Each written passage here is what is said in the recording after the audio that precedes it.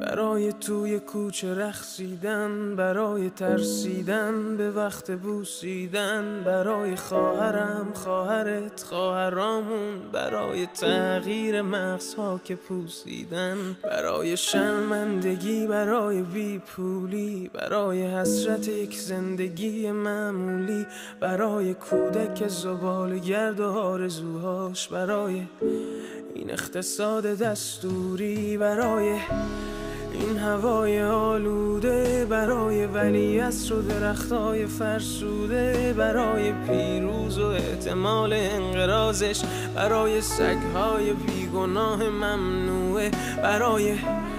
گریه های بیوقفه، برای تصویر تکرار این لحظه، برای چهره ای که میخنده، برای دانش آموزا، برای آینده.